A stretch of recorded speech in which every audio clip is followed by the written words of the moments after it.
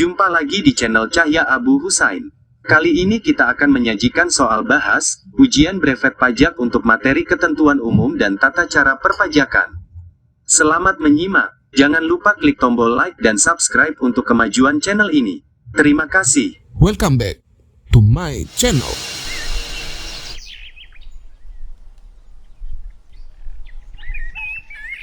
Apa saja fungsi pajak?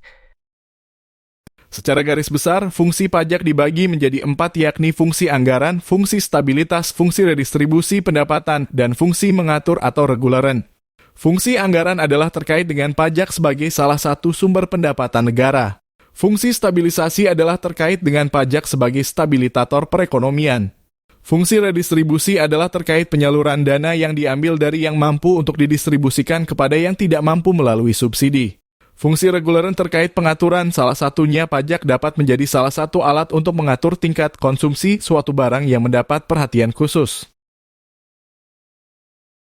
Potensi sanksi apa yang akan dikenakan jika kita menyetorkan pasal 21 masa September 2023 di tanggal 11 Oktober 2023 dan melaporkan SPT masanya di tanggal 23 Oktober 2023? Penyetoran pajak penghasilan pasal 21 YD dilakukan paling lambat tanggal 10 bulan berikutnya dan dilaporkan pada SPT masa paling lambat tanggal 20 bulan berikutnya. Perhatikan apakah hajur tempo tersebut ada di hari Sabtu, Minggu atau hari libur nasional lainnya. Jika iya, maka jatuh tempo exer ke hari kerja berikutnya.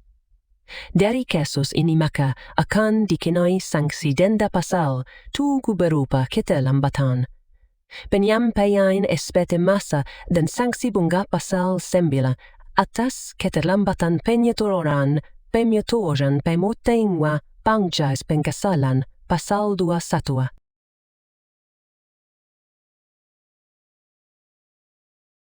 Di antara kewajiban dalam mengisi surat pemberitahuan adalah harus benar, lengkap, dan jelas. Jelaskan apa yang dimaksud hal tersebut. Benar artinya benar dalam perhitungan termasuk benar dalam penerapan ketentuan peraturan perundang-undangan perpajakan dalam penulisan dan sesuai dengan keadaan yang sebenarnya. Lengkap artinya memuat semua unsur-unsur yang berkaitan dengan objek pajak dan unsur-unsur lain yang harus dilaporkan dalam surat pemberitahuan. Dan jelas artinya melaporkan asal-usul atau sumber dari objek pajak dan unsur-unsur lain yang harus dilaporkan dalam surat pemberitahuan. Apa yang dapat dilakukan Direktorat Jenderal Pajak jika wajib pajak yang memiliki penghasilan dan terutang pajak penghasilan, namun tidak mau mendaftarkan diri untuk memperoleh NPWP dan melaporkan usahanya sebagai pengusaha kena pajak? Dapat dilakukan pemeriksaan untuk menerbitkan NPWP dan mengukuhkan PKP secara jabatan. Sementara untuk pemenuhan kewajiban pajaknya akan dimulai sejak saat wajib pajak memenuhi persyaratan paling lama 5 tahun sebelum diterbitkannya NPWP dan atau dikukuhkannya sebagai PKP.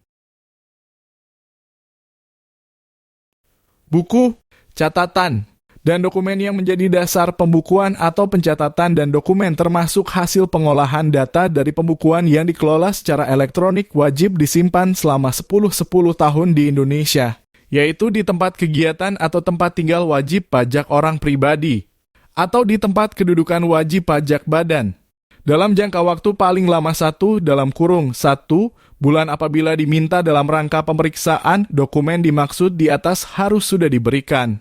Apa konsekuensi yang akan diterima oleh wajib pajak apabila tidak menyerahkan dokumen pada waktu yang sudah ditentukan?